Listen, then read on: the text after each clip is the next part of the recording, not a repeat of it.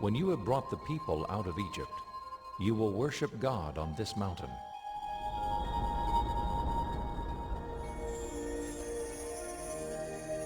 If an exodus took place, then a new question arises.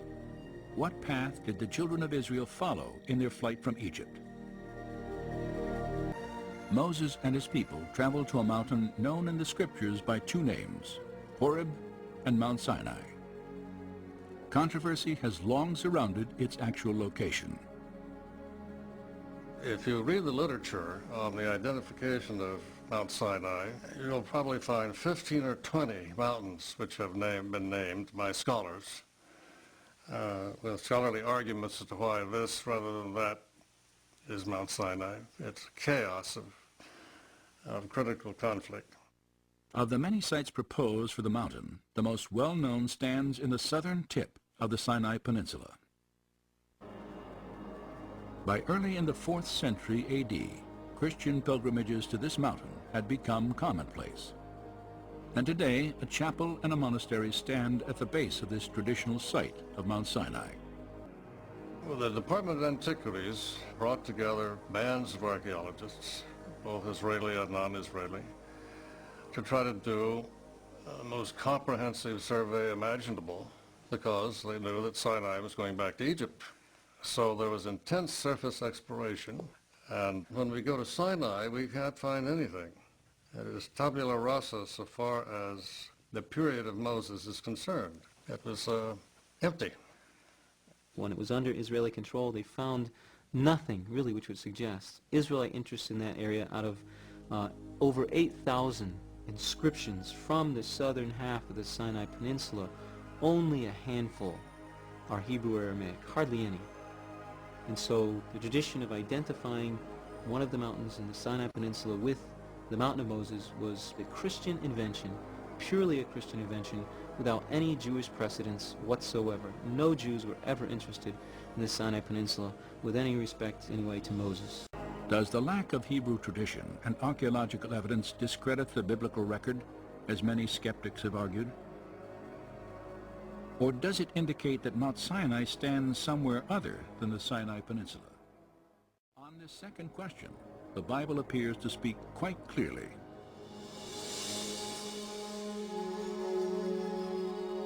Now it came about in those days that Moses went out to his brethren and looked on their hard labors.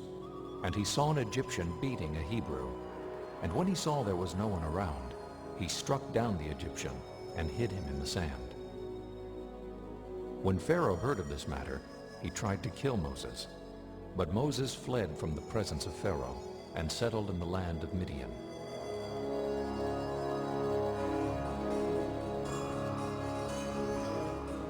The scriptures indicate that 40 years before the Exodus, Moses fled from Pharaoh by traveling east to Midian, an ancient territory located entirely in what is now Saudi Arabia. Moses' decision to hide in Midian may have been influenced by the presence of the Egyptian military in the Sinai Peninsula. Inscriptions on their walls and the surrounding ruins of ancient temples still provide graphic evidence of Egypt's presence here during the years of Moses' exile.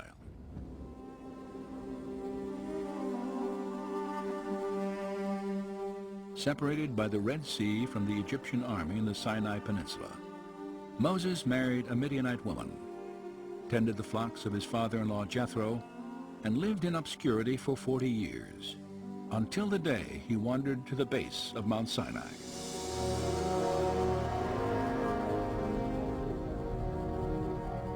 There, God spoke through a burning bush and revealed his plan to free Israel from bondage. Given the biblical record, some believe that Mount Sinai must be in Midian. But is there any other evidence to support this theory?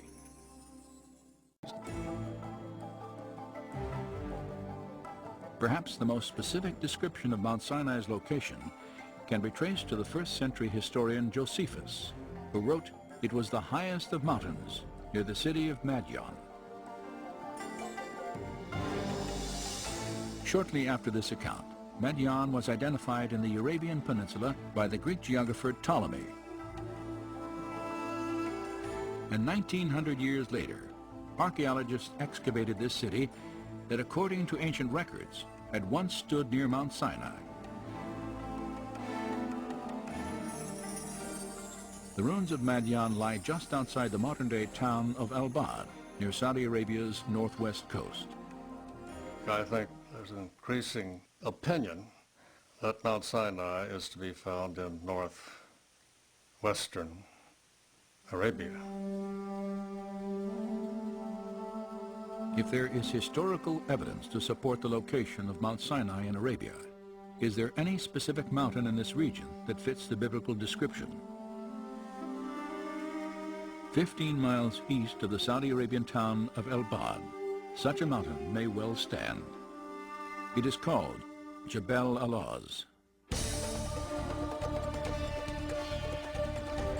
I have been always interested in archaeological finds that could confirm the truth of the Bible.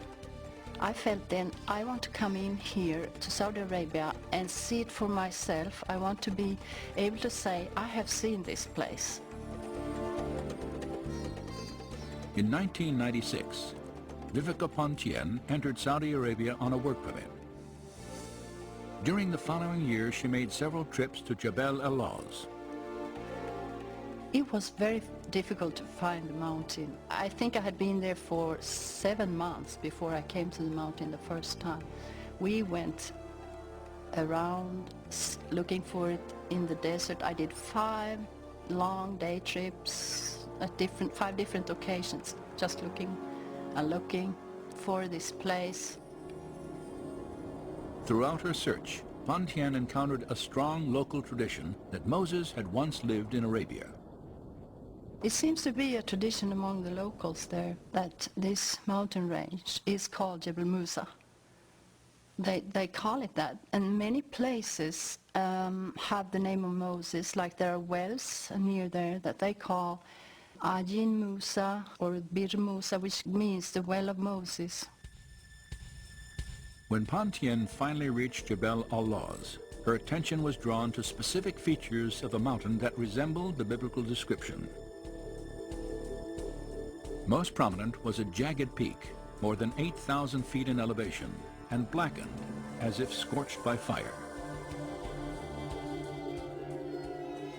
And at its base, an enormous pile of boulders, at least 15 feet high and 60 feet across. The flattened top of this structure had the appearance of being man-made, and etched into its rock faces were petroglyphs of bovine creatures, cattle and bulls.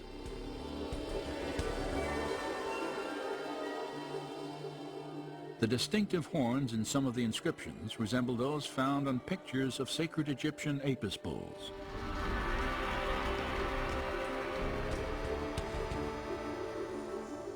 Could these stones be the remains of an Israelite altar, once built at the base of a holy mountain? Conclusive investigation is not possible at this time, for Saudi law severely limits all foreign research. And they have put up archaeological signs that tells this is an archaeological area and you're not supposed to trespass here. So it's evident that the Arabs themselves consider this to be some old sites of archaeological interest. Satellite photos of the area have revealed another geographical feature that parallels the biblical account: a sprawling plain of more than 10,000 acres. Flat, surrounded by mountains, and adjacent to the dried bed of an ancient river, it could have provided an ideal place for the Israelite encampment 3,500 years ago. Mount Sinai was completely in smoke because the Lord descended upon it in fire. Its smoke ascended like the smoke of a furnace, and the whole mountain quaked greatly. To the right of the peak is the location of Elijah's cave.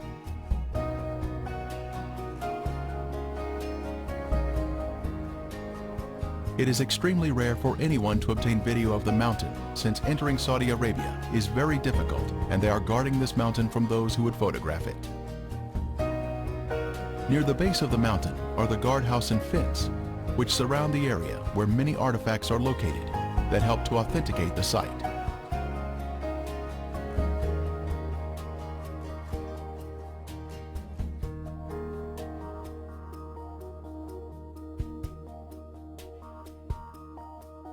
This Saudi sign states, "Archaeological area, warning, unlawful to trespass. Violators are subject to penalties passed by royal decree." Using Google Earth, one can zoom in and see the guardhouse and fence, which are next to the sign. In the encampment area are many inscriptions, including this wonderful image of a menorah, which is undoubtedly the oldest ever found.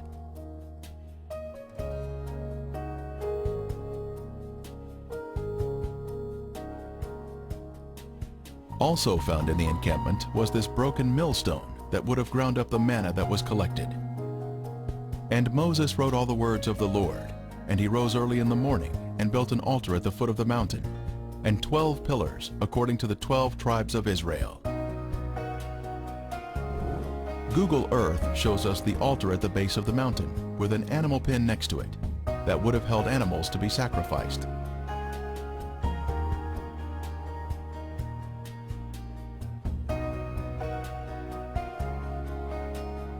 Here we can see an entrance into the animal pen.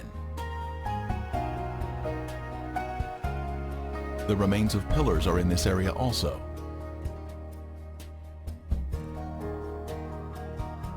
Some pillars are white in color, while others have more of a granite appearance and are very large in diameter, as we can see here.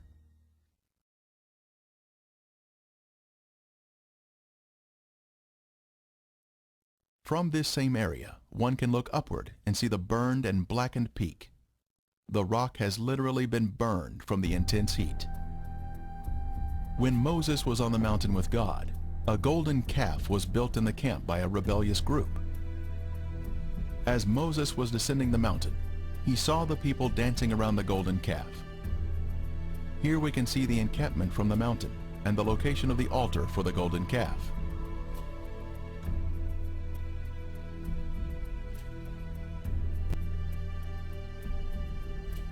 Using Google Earth, we can zoom in on the large boulders which comprise the base of the altar.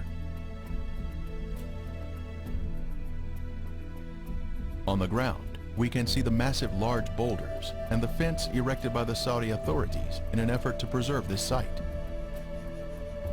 Again, we have the government sign warning visitors to keep out. It was on top of these large boulders that the golden calf was placed. 11 of the 12 tribes, save the tribe of Levi, danced around the golden calf in rebellion to God.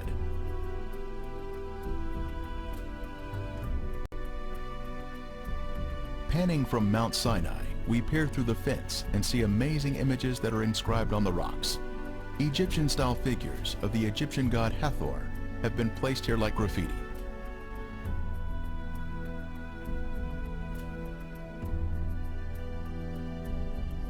The bull was placed in high esteem in Egypt, where the children of Israel had just left, so they created images that came natural to their rebellious heart.